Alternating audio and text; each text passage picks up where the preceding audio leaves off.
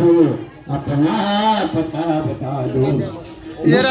नथी सुनाई तेरी वेदवाणी, मैंने उसे भुलाया, मेरी है नादानी।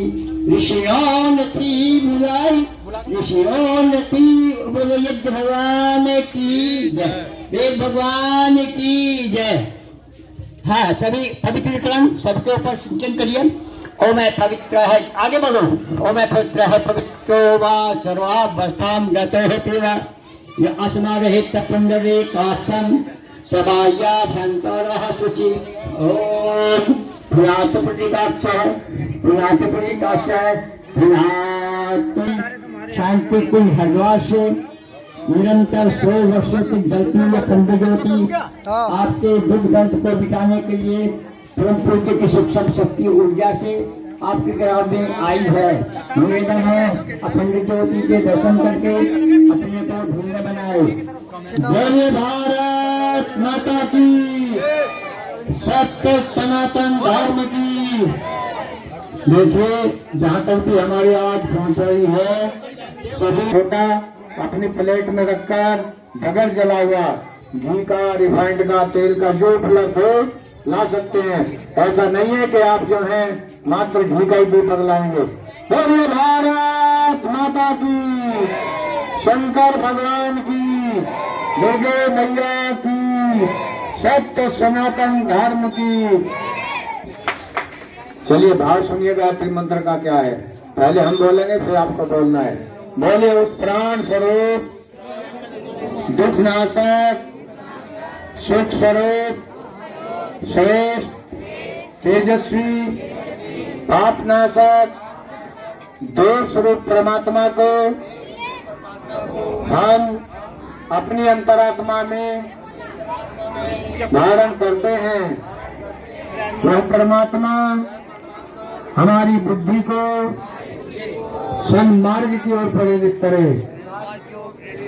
गायत्री मंत्र, महामंत्र, ऋषि मंत्र, गुरु मंत्र का 100 बार उच्चारण करेंगे। ओम भूर्भुवः स्वः तत्सवितुर्वरेण्यं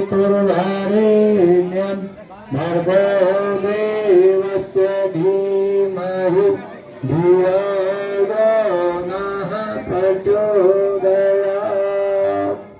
इसके पश्चात में हम गुरु का आह्वान करेंगे। गुरु कौन होते हैं? गुरु वे होते हैं जो हमको शिक्षा देते हैं, उनको भी हम गुरु कहते हैं। किसी भी प्रकार का कोई भी कार्य हमको अगर सिखा देते हैं तो हमको भी गुरु कहते हैं। लेकिन अध्यात्म में कोई गुरु व्यक्ति नहीं, एक विचार होता है, चेतना होती है। और जो हमें अज्ञान से ज्ञान की ओर, अंधकार से प्रकाश की ओर ले जाए, उस चेतना का नाम सदगुरु होता है।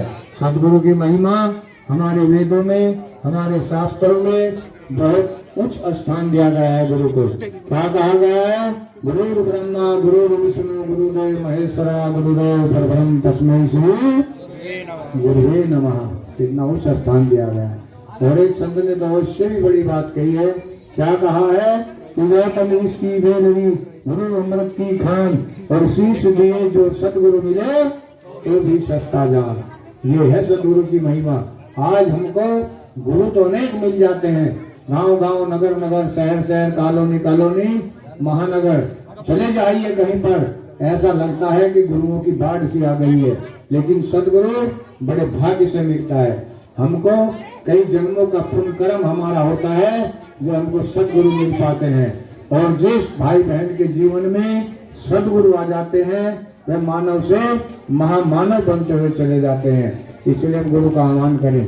ओम अखंड मंडलाकारं व्याप्तं येन चराचरं तत्पदं दर्शितं येन तस्मै श्री गुरुवे नमः। परम पूज्य गुरुदेव परमन्य माता जी के सूक्ष्म संरक्षण में आत्मीय भाइयों और बहनों, ये जो ज्योति कलश रथ आप ठीक है, अब इसको ज्योति को जो आपके सामने दीपक जल रहा है, लेकिन जिसको भी दर्शन हो जाते हैं उसका भाग्य हो जाता है, उसके जीवन की दिशा और दशा दोनों बदल जाती है। इसके दर्शन करने के लिए देश के महामहिम प्रधानमंत्री, राज्यपाल, मैं कहूँ कितने भी ऊंचे पद पर राजनीतिक शासन प्रशासन अधिकारी हों, और इस देश के नहीं, इस दुनिया के 80 देशों का प्रतिनिधित्व करने वाले इस ज्योति के दर्शन करने के ज्योति का अगले वर्ष 2026 में जन शताब्दी वर्ष मनाया जा रहा है। क्यों? क्योंकि आज एक लक्ष्य है कि मनुष्य में देवत्व और धरती पर स्वर्गीय वातावरण कैसे बने। आज हमारे परिवारों में धन दौलत मकान कोठी पैसा गाड़ी की कमी नहीं है। अगर कमी हो गई है तो हमारे घरों से सुख शांति गायब हो गई है। क्यों? क्योंकि हमारे बच्चों के ऊपर पाश्चात्य संस्कृति हावी होती चली रही है। हमारे बच्चे अपने माता पिता की बड़ों की आज्ञाकारी का अवहेलना कर रहे हैं, नहीं मानते हैं। क्या बात हो गई? ये पाश्चात्य संस्कृति की देन है। और उसका मुख्य कारण क्या है मालूम है आपको? मालूम है ना? तो आपको मालूम है कि जो रावण सब घर घर में बैठे हैं, परिवारों की सदस्यों की संख्या 6 है, तो रावण 8 मिलते हैं कम से कम। और 24 घंटे में से 16 घंटे 90 साल की कोई बुजुर्ग माता जी है, 100 साल का कोई बुजुर्ग भाई है, 5 साल का बच्चा है, 25 साल का युवा है और 50 साल का कोई मध्यम वर्ग के भाई बहन है। 24 में से 16 घंटे मोबाइल पर टच मारते रहते हैं। कहाँ तक हमारी संस्कृति में गिरेगी? 3 माह का बच्चा जब होता है, दूध नहीं पीता है, तो उसकी मम्मी क्या करती है मालूम है ना?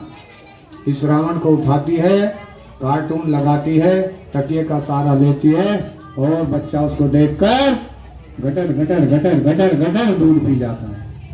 कहाँ से सीखा मालूम है? सबको मालूम है। जब बच्चा गर्भ में होता है, माता का जैसा रहन सहन होता है, खान पीन होता है, चिंतन चरित्र होता है, व्यवहार होता है, कोई बच्चे के मन मस्तिष्क पर अंकित हो जाता है। दादा बड़ा चटोरा है, चटोरेपन खाता है, छोटा ही बच्चा है। मालूम है क्यों? सबको मालूम है। बताने की आवश्यकता नहीं है।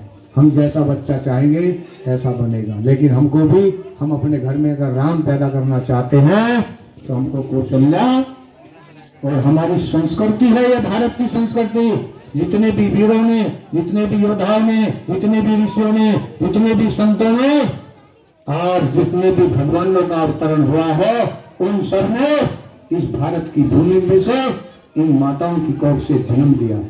अगर माताएं सब जाए तो जीवन भंग हो जाए। हमारी ये संस्कृति है। लेकिन आज किशोर संस्कार न मालूम होने के कारण आज सब कुछ उल्टा सीधा हो रहा है। तो बोलो भारत माता की पवित्रीकरण कराइए। हो गया? हो मैं पीवा यस्मृत पुंडरी काक्षम सेवाया भंतरा शुचि। आप चंदन लगा दो सबको। आप अनामिका उंगली बढ़ाइए, उठाइए अनामिका उंगली, होती है अनामिका उंगली, नीचे को करिए धरती की तरफ को, और भावना करिए कि इस भारत भूमि के मिट्टी के कण को हम अपने मस्तक पर बैठा रहे हैं। आप समझ रहे हैं इस भारत माता की भक्ति की कीमत कितनी होती है? एक देश पर खड़ा हुआ सीमाओं पर एक जवान इस भारत भूमि के लिए अपने प्राणों को न्यौछावर कर देता है। उनकी वजह से हम सुरक्षित रह रहे हैं। ये कीमत है। और जिस दिन हम इस दुनिया से जाएंगे, एक मुट्ठी की राख में इस भारत भूमि की गोद में समा जाएंगे। हमको उसको प्रणाम करना चाहिए। लगाइए अपने मस्तक पर ओम तमनस्व महत्वम पवित्रम पापनाशनम आत्माम हरते नित्यम लक्ष्मी तुष्टि सर्वदा। अब आपके पास फूल है ना, आप जगह लेकर खड़ी हो जाएं। सब दीपक ले रही है, दीपक जलेंगे, आगे पीछे जगह लेंगे। भाई थोड़ा इधर में हो जाए, क्योंकि घर बीच में आगे पीछे आप टच नहीं होनी चाहिए, क्योंकि प्रयोग ना लग जाए दीपक से। ये ध्यान रखना है, ठीक है? जो आपको फूल दे गए हैं उन पुष्पों को हाथ में ले लीजिए, चाहे पलट में रख लीजिए। अब करिए जो लोटी कलश का भोजन। ओम तत्वामी ब्रह्मणा वंदमान तदा शास्ति यजमानो हविर्भि हविर्मानो वरुणे वरुषभं समानाय कर्माशुहि मनो ज्योतिर्ज्योत्स्नामायस्य बृहस्पतिर्यजनिमन्दनो दरुषम् भगवन् समिमं ददातु विश्वे देवासो मादन्तमं प्रतिष्ठः।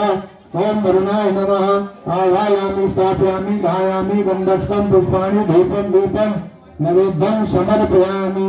ओम कलशस्य देवताभ्यो नमः। मस्तक झुकाकर प्रणाम कर लीजिए। वहीं खड़े रहिए अपने पास में। अब दीपक जल रहे हैं आपके। आप सब दीपक जला लें। ये दीपक इतने जले, हम आपके क्या कर रहे हैं, इस दीपक के विषय में बता रहे हैं कि इस ज्योति का क्या करना है।